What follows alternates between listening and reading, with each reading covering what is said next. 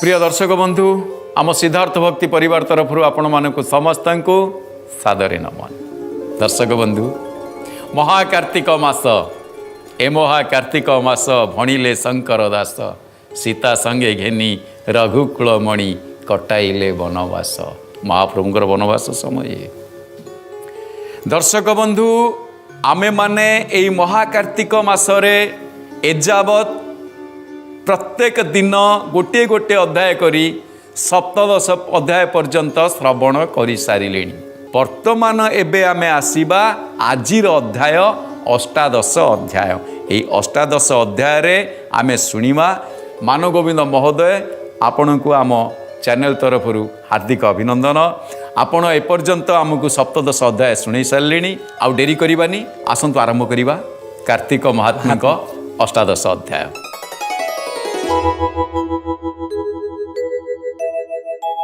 शुण राजन चूड़ामणि विष्णुदूतंक वाक्य शुणी से विप्रवर धर्मदत्त फुणी भूमि रे प्रणमित उठी कपाळे कर देई बोलई शुणी मा गोसाई प्राणी सुगति अर्थ विहि षड प्रकारे धर्म कई यज्ञादि दान तीर्थ व्रत तपस्या चंद्रायण मत एवेदि धर्म षड गुणे जे करे सात्विक लक्षणे बहुत दिने सिद्ध होई अंते अच्युत पास जाई तुलसी जल प्राप्त मात्रे कलमस न रही गात्रे एकथा देखिली प्रत्यक्ष कलहा नाम स्त्री मुख्य एवड दुर्लभ महिमा तुम्भे सर्वज्ञ पुण्य आत्मा आउ की देखी अचकाई तुलसी घेनी तपदाई संसारु जाई क्षमति तरी तुलसी वृक्ष सेवा करे एकथा देखिथिले कह मोर संशय मनुदह एकथा देखिथिले कह मोर संशय मनुदह। दर्शक बंधु विप्र धर्मदत्त बारंबार नतमस्तक होई विष्णुदूतंक आगरे कहउछंती जे मु आजी तुलसीर महिमा निज स्वचक्षुरे देखिली। ग्रंथ पुराण ए सबुरे जहाँ मु अध्ययन करी बा जहाँ पढ़ी से सबुरे जेतिकी मु अनुभव मोर आसी नथिला किंतु आजी मु स्वचक्षुरे ए कलहार मुक्ति ठारू मते सब अनुभव आपे आपे आसीगला। किंतु हे विष्णुदूत गण हे महात्मा आपण आउ किछि देखिछंती कि मो विषय तो कहले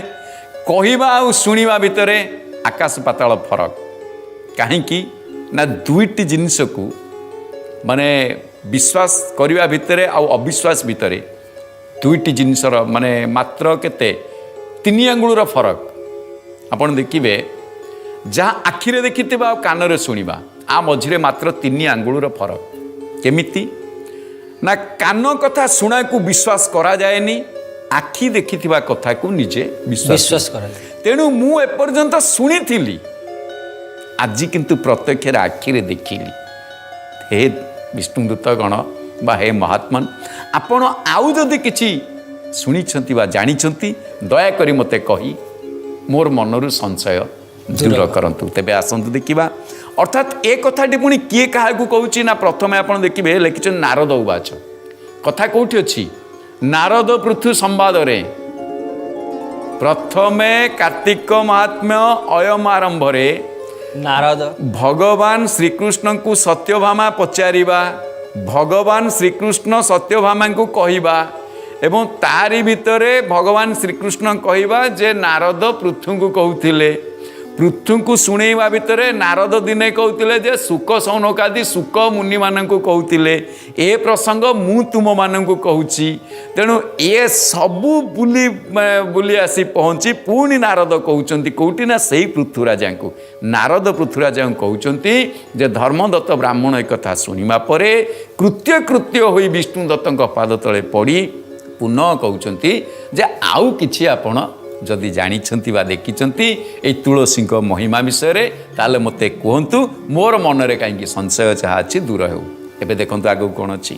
विप्रवचने विष्णुदूते बोलन्ति शुण एकचिते तुलसी महिमा जे ममत कहिवा तहिरावृतान्त पूर्वे जे कांची नरपति नाम ता चोल चक्रवर्ती विष्णु भक्त पणे राजा धर्मे पालहि जन प्रजा जावत अरज एवित तावत धर्म थाई चित धर्मे सकल जने प्रीति धर्मे संचयी सर्वकीर्ति आत्मार तारण निमन्ते विष्णु सेवहि शुद्ध चिते पूर्वे समुद्र तीरे राजा नित्य करहि विष्णु पूजा पाषाणे देउल तोड़ाई पारुषे पोखरी खोलाई विविध तरु फल पुष्पे जतने रोपी चारि पासे गढ़ाई सुवर्ण प्रतिमा अत्यंत पुरुषा उत्तमा प्रसाद मध्य तांकु स्थापी आगे पूजा ही नाम जपी नवीन रत्न हीरा लीला माणिक्य मुकुता पोहला वैदुर्य पद्म राग मणि मरकत रत्न आदि मणि मंडिण करी विष्णु अंगे वस्त्र कुसुम नाना रंगे विविध उपहार बाढ़ी पूजा कर ही स्तुति पड़ी गंध चंदन धूप दीपे संजग श्रीहरि समीपे पूजा कर ही शुद्ध मने आज्ञा माग ही प्रतिदिने हे प्रभु परम ईश्वर मोर प्रजांकु सुखी कर एवं तो बोली आज्ञा मागे जगत जन अनुरागे एमंत बोली आज्ञा मागे जगत जन अनुरागे। गोटे सुंदर कथा पूर्वे कांची नगर रे चोल नामक जड़े चक्रवर्ती सम्राट थिले। चक्रवर्ती सम्राट ए चक्रवर्ती सम्राटंकर गोटे भल गुण थिला समस्त प्रजा मानकु पुत्र रूपरे पुत्र स्नेह भली पालिबा एवं मंदिर निर्माण करिबा पुष्करिणी कूप इत्यादि खनन कराइबा ए सबु राजांकर श्रेष्ठ धर्म थिला एवं जड़े धर्मावलंबी राजा थिले। एक कथा की कहउचंती ना से विष्णुदूत काहेकु कहउचंती धर्मदत्त को विष्णुदूत माने कहउचंती। ठाकुरंक मूर्ति मान सुवर्णर प्रतिमा केउठारे रौप्यर प्रतिमा इत्यादि विभिन्न स्थान रे सुवर्ण प्रतिमार मूर्ति मध्य निर्माण करिसेंती। मंदिर निर्माण करिबा ए सबुरे से मध्य गोटे मंदिर निर्माण करथिले एवं से मंदिर जो निर्माण करती जेतेबेले जाई प्रार्थना करती भगवान को सेठी कहती मान निज पाई नुह प्रजा मानक पई प्रजा मानक जगत जन मंगल पाई प्रजा और जगत जन भितर अनेक फरक आसीबो काहींकी आसीबो ना गोटे सीमित राज्य भितर बा निज राज्यर अधीन रे जो राजा अधीन रे जो राज्य थिबो से राज्यर प्रजांक राजा होचंती से किंतु ये कौन करती ना जगत जन को जी जोटी जेते थांतु ना कहीं से समस्त मंगल कामना करती राजा जे कि चोल चक्रवर्ती। एबे आमे आगु को देखिबा जे राजा चोल चक्रवर्ती जगत जनर मंगल पाई कहीं कहती कहीं जगत जनर मंगल पाई एइति पाई कहती जेते बेले श्रीमंदिर उपरे देव दीपावली रे प्रदीप एकादशी रे प्रदीप लागे कौटी शिखर रे जेते बेले जागर रे आमर महादीप उठे भगवान शंकर मंदिर रे कौटी की जाए ना शिखर को सेते बेले लिंगराज मंदिर चूड़ा रे जेते बेले प्रदीप प्रज्वलन हुए महादीप जले सेते बेले सेवायत माने जो जाइथांती से कौन कहिथांती जगत जनक मंगल आम राजा को घंट घोड़े रख हे महाबाहु जगत जनर मंगल हेउ कथाटी आसिला ना कहीं ना जेहेतु राजांकर से स्थापत्य राजांकर मंगल एइति से कहती ना जगतर मंगल उभयंकर से पाँच कारण राजा जेहेतु जगतर मंगल चाहूँगी तेणु एमाने राजांक मंगल चाहूँगी घंट घोड़े रखिता बोली कहती गजपति महाराज बा अमुक महाराज आम राजांकर मंगल हो यही जो दर्शनटी राजा जगत मंगलर जगत जनक मंगल हो कही से मुंडिया मारती तापर देखा आगु एमते केते काल गला दिन एमंत कृत्य हेला नृवती विष्णु पूजा काले एक ब्राह्मण आसी मिले नाम ताहार विष्णुदास से ही नगरे तार वास दशमी तिथि निशिषे से विष्णु को दर्शन आसे स्नान सारी प्राप्त काले प्रवेश हेला देव आले हस्ते ता तुलसी मंजरी विशेष पत्र द्रोण भरी देउला भितरे संभाई मंडिला विष्णु अंगे नेई तुलसी दले विष्णु वेश ताहंकु होइला अदृश्य ता देखी कोपे नृपवर विप्रंकु करई धिक्कार। एइठी गोटे प्रसंग नूतन अध्याय सृष्टि कला दर्शक बंधु राजा चोल चक्रवर्ती सुवर्णर मूर्तिमा निर्माण करिसेंती माने सुवर्णर प्रतिमा मूर्ति निर्माण करिसेंती नीति पूजा करुछंती निजे कई तो ब्राह्मण रखी पूजा करती ये तो ठीक ब्राह्मण रखा ये सब पूजा करवा किंतु निजे जाइकी सबुदिन प्रणाम करती एवं निजे पूजा पाठ करती किंतु दिने कौन है ना जड़े ब्राह्मण आसी पहुँची जाइछंती भ्रमण रे ब्राह्मण अच्छा आसी ब्राह्मण आसी पहुँची ये फूल सबू देकी पूजा करती सुवर्ण मूर्ति रत्न अलंकार मान शरीर से जीव धन्य जीए भगवान अलंकार मंडणी रे निजकू खुशी अनुभव करे निज पत्नी बेकरे हारमाल पुले लंबे दे जो पति खुशी हुए आउ जदि भगवान को फूल टिके दबापाई तार इच्छा न थाए ता जीवन धिक किंतु राजा कौन करती निजे जड़े सते जेमिति जड़े श्रेष्ठ सेवक स्वाभाविक आमर गजपति महाराज महाप्रभुंकर होउछन्ति आद्य सेवक जे सेवार प्रतीक तेणु ये राजा निजे सुवर्ण रे महाप्रभु को अलंकार खंजी तांको कान रे कर्णे मकर कुंडल झटके गंडमंडल मस्तकरे मणिमय खंजी मस्तकरे मणिमय मुकुट मणिमय मुकुट माने भगवानंकर हृदय पदक जेमिति आमर महाप्रभु फूल सजई होउछन्ति एई भली सी प्रति दिन तांको सजाती किंतु ये विप्र जनक जेते बेले जाइछन्ति विप्र तुलसी जट माल फूल गुड़े धरिकी जाइछन्ति मुंड को कौन दुखी ब्राह्मणिया भाव तो सी सीधा जाइकी तुलसी चारिपट पूरा एकदम बिछेकरी एणे मुह फुह सब रखी रखिला बेलू राजा तापर जाई पहुँचती किरे ये कौन एगुड़ा घटना कौन ये सब कला किए एमती दिह को मुह देखा जाऊनी मुझे प्रभु को मुह को चाहिए जाऊली ना घर बाहरला बेलू प्रकृत में जदि आप घर बाहर तुलसी चौराटी पाखरे अच्छी द्वार मुहरे तुलसी चौरा पर दृष्टि पकई जातु हजार लक्ष लक्ष अशुभ आपणकर दूरीभूत होदी ठाकुर अच्छा तो से तो अलग कथा द्वार मुहरे विशेष तो समस्त द्वार मुहरे ठाकुर रखि न था तेणु जो घर बाहरला बेलू देउल दर्शन होउलर दर्शन कर बाहर अत्यंत शुभदायक किंतु तुलसी चौराटी मुख्य ये ब्राह्मण तुलसी राजा विरक्त हो जाइछन्ति विरक्त होइकी कहते तोते एसबू कांड कर किए कहला तापर कौन है आगू जीवा बोइलाधिक तोर बुद्धि तु कि सजाणु पूजा विधि स्वभावे दुखी अकिंचन दरिद्र पणे ज्ञानहीन तोते मिलिब बाकिष्ट विष्णु को करेबु संतोष देख मोहर पूजा विधि रत्न कांचन सर्वसिद्धि मंडिचे विष्णु कलेवर केमं तदिशहि सुंदर तु आसी बेश भ्रांति कलु तुलसी दले उहाड़िलु एणु मने महाताप न देखी विष्णु निज रूप तुझे ब्रह्मण बुद्धि नष्ट केवल वर्ण मध्य तेणु सहिली तोर दस आउ बोलिबु अवाकिस राजा वचन विप्र शुणी सधीरे कहू अछि वाणी राजा कथा को विप्र शुणिले राजा किंतु क्रोधरे माने जर्जरित कहले अरे मूर्ख कर्णे मकर कुंडल झटके गंड मंडल मस्तकरे मणिमय मुकुट सोहे कलित ललित हृदय माने देशरे श्रीवत्स पाद भावग्राही नाथ भक्त भावरे बहे कोटी कांति जिणे श्रीअंग करे कंकण पादरे नुपुर संग कोटी काम जिणे श्रीअंग मु एमिति भावरे भगवान को सजेइची माने जोटी जहाँ दरकार मु ताकू सब सजेइची मकर कुंडल कान को देइची मस्तकरे मणिमय मुकुट देइची महाप्रभुंकर माने अंटारे पीतांबर को मु देइची जहाँ सब तू तो गोटे गरीब दरिद्र ब्राह्मणटे तू कोठु कौन आणिमु तू पूजा विधि जानिलु तते किए कहला एते सब पाठ करिया माने राजांकर मंदिर एई घटना जोगु श्री जगन्नाथ महाप्रभुंकर आद्य सेवक गजपति कहा जाए तो वंशरे कई रहिबेनी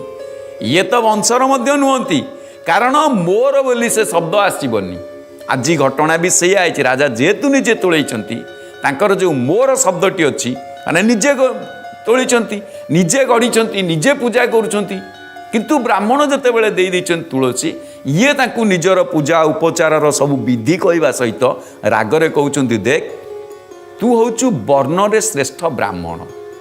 तू जने विप्र तेणु मु तते कहबी कौन तू यदि ब्राह्मण न होइथांतु ताहले मु तोते शिखई दी थांती किंतु राजांक कथा शुणी विप्र किंतु क्रोध करूना विप्र टिके अल्प हसी दौरान प्रकृत रे भागवती से जे विरक्त वैष्णव विप्र तांकरी ठारू भागवत शुणिम जदि मुक्ति पाइबार अच्छी नहले हजार हजार ऋषि मुनि थिले शुकमुनि गोटू कहीं शुणिले से जड़े विरक्त वैष्णव विप्र तेणु सेठी से मध्य सेया अच्छी कौन ना विप्रंक ठारे से भाव अच्छी क्रोध भावटी नाही जड़े ब्राह्मण रागिबा उचित नुहे क्रोध मनीषर सबुठारु बड़ शत्रु खाली ब्राह्मण मध्य नुहे दर्शक बंधु सदाबेले मन रखा दरकार कार्तिक महात्मा आमको कौन शिखौचंदी देखंतु एठारे क्रोध वर्जनर मध्य माने शिक्षा अच्छी जा जीवन रे कौन सी कथारे हठात रागिबा उचित नुहे तेणु ब्राह्मण सेया करिसेंती आ रागी नांती क्रोध करि नांती एवं तापर ब्राह्मण कौन कहउचंती आमे देखिबा आगु गुजिया मानु हे नृप न करेव कोप मोठारे शुणिवा स्वरूप उत्तम ऋषिंक वचने मु शुणिअछि पूर्व दिने विष्णु पूजा निमंते द्रव्य बहु विधाने भी आईव पृथ्वी तुले पात्र करी ब्रह्मा वचने शक्ति धरी द्रव्य संचैव शुद्ध चित्ते सात समुद्र जल जेते अर्घ्य निमंते जेते क्षीर मेरु समाने अलंकार सपत निधि रत्नमणि मंडिव विष्णु अंगे आणी पारिजातक आदि पुष्पे मलय चंदन सुवासे जगत जेते स्वाद फल पूजा रे बाढ़ीव सकल षोडश भावे पूजा विधि निगम मंत्र करी सिद्धि ब्रह्म मुनिंक उपदेश विष्णु को पूजिव हरसे तेणे नोहिवे जेते धर्म तुलसी दले नुहे सम तुलसी कोमल मंजरी बेनी हस्तरे थिव धरी जे देव विष्णु शिरे से धर्म कहिले न सरे विष्णु श्री मुखे चंदी कई विधाता सर्वशस्त्रे लिहि ईश्वर मुहि आदि गणे प्रकाश कले जाने जाने तेणु प्रसिद्ध ये तुलसी गोविंद पूजारे प्रशंसी केवे ये कथा नोहे मिछ तू राजा गुरुद्वारे पूछ सुंदर कथा एठी विप्र कहले हे राजन मु जहा मो ब्राह्मणिया पाठरे मु पढ़ी बा शुणी जेतिकी अध्ययन करिछि एथिरे मु एतिकी जानिछि जदि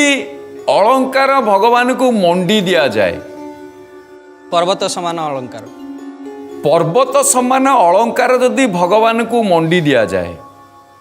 कामधेनु दुग्धरे जदि भगवान को स्नान करा जाए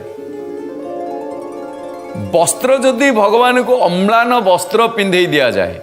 जदि भगवान को पारिजात पुष्प प्रदान करा जाए बा सुवासित चंदन रे भी लेपन करा जाए सुवासित चंदन लेपन करा जाए पारिजात पुष्प अर्पण करा जाए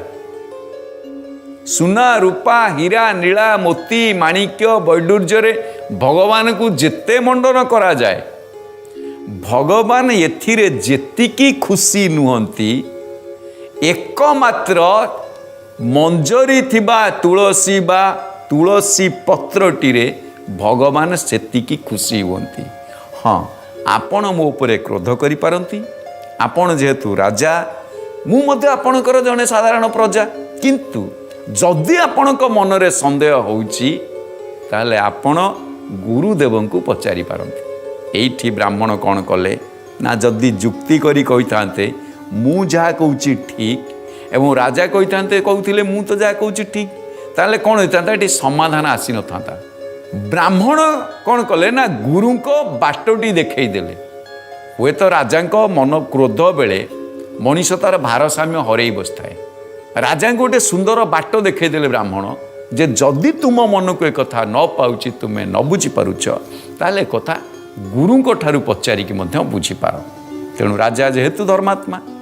तेणु तांको मनरे गोटे भावजात होला जे ब्राह्मण कौन कहले गुरु को पचारे ताने ब्राह्मणकर सेतिकी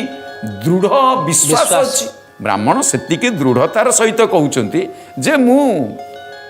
जहाँ कहूँ मो कथा ठीक ठीक एवं तुम्हें जदि विश्वास करून ताले गुरु को पचार। तेबे वर्तमान आम देखा प्रकृत रे राजा निजे निज तर कहीं राजा भी कौन कम तुलसी तो क्या बारी छिंडी आण आ सुना कौट आसो आ राजा सुना रूपा हीरा नीला रे राजा पूजा कर भगवान पुणी सुनावेश होती कहीं कहीं तो सुना देवेनि भगवान बेश केमती हे तेणु ये कौन रहा घटना प्रकृत राजा कौन कहते आग को देखा एमं त ब्राह्मण वचने राजा कह कोप मने तु विप्र निश्चय बड़ दुष्ट मोते कराहु आसी रुष्ट एमर धर्मकृति जेते प्रकाश हेउछि जगते के आसंख्या करी पारी तु काहू मोर संगे सरी तुलसी वृक्ष केते रोपी आपे बोलाऊ अच्युतपी अपना गुण कहू बंदी मोर अशेष धर्म निंदी एकथा प्रचीण बुझीवा चाल उत्तम स्थान जीवा मो गुरु मुद गुल ऋषि सर्वदा गयात्रीथवासी तांक संगते विप्रगणे अचंती वैष्णव गहणे जाग संपादी धर्म बाटे अचंती गंगा नदी तटे सेठारे धर्म कर्म विधि प्रसन्न हेउछंती सिद्धि तांक निकटे चाल जीवा एकता तांकु पचारिवा तुलसी सेवा धर्म फल आउ जावत करी टूल केथे गुरु लघु अवा विप्र गोष्ठी रे पचारिवा केथे गुरु लघु अबा विप्र गोष्ठी रे पचारिवा विप्र गोष्ठी रे पचारिवा माने जो कहती जो पांच लागई निका जहाँ पांच जन को भल लागिबो तेणु पंचंकु परमेश्वर कहा जाए। प्रथम कथा तो राजा कहले जे देख तू निजकु निजे बड़ मन करुचु कोठी कौन टिके पढ़ी आसीचु अल्प जानी बहु बखाणी तुलसी मंजरी धरिचु तू निजकु निजे कहूचु मु गोटे बड़ पंडित तथापि जेतेबेले तू कहलुणी ताले चाल विप्र गोष्ठी रे पचारिबा विप्र गोष्ठी रे कौन पचारिबा विप्र गोष्ठी कोठी अछंती या द्वार ता द्वार काई खोजिबा मोर गुरु होचंती मुद्गल ऋषि से मुद्गल ऋषि पाखे ब्राह्मण विप्र गोष्ठी से तो तांकर शिष्य मान अच्छा तेणु विप्र गोष्ठी होची मोर गुरु मुद्गल ऋषि चाल तांकु पचारिबा गया तीर्थवासी सुंदर कथाटी मुद्गल ऋषि गया तीर्थवासी अर्थात जोठारे गोटे थर श्राद्ध कला परे जीवन सारा आउ कई श्राद्ध करती ना अर्थात श्राद्ध यहाँ कथाटीर महत्व अलग दर्शक बंधु तेणु यही जो दर्शन को देखिले ये होती गया तीर्थवासी एक श्रेष्ठ तीर्थ गयासुर को जोटी भगवान मुक्ति देते ये से तीर्थ गया तीर्थवासी जे गया तीर्थर अच्छा मुद्गल ऋषि से मुद्गल ऋषि को बा मोर गुरु तांको ही पचारिया एवं गुरु पाखु जीवे गुरु कौन कहते देखिए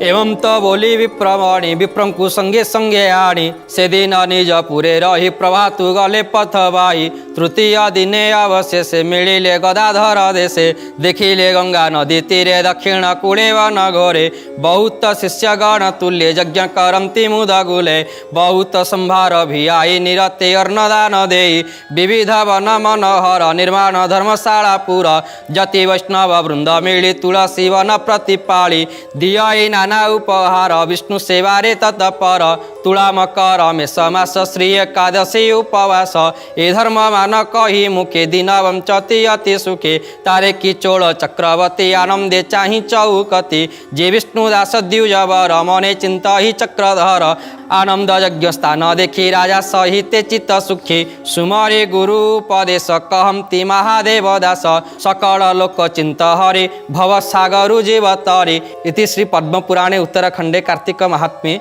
चोल राजा विष्णुदास संवादे नाम अष्टादश अध्याय। दर्शक बंधु चोल राजा विष्णुदास संवादटी एठारे उपस्थापना करा जायछि कलिटी लागिछि कली छिंडिनी जेतेबेले मुद्गल ऋषि आश्रम को जीवा पाई कहीदेले जे चोल राजा विप्र मध्य राजी हेले एवं से स्थान रे गया तीर्थ रे पहुँचिले देखिला गंगा नदी प्रवाहिता एवं सुंदर सुरम्य परिवेश से दिन विश्राम एवं विश्राम परे ब्राह्मण देखिले मध्य एठारे सब तुलसी वृक्ष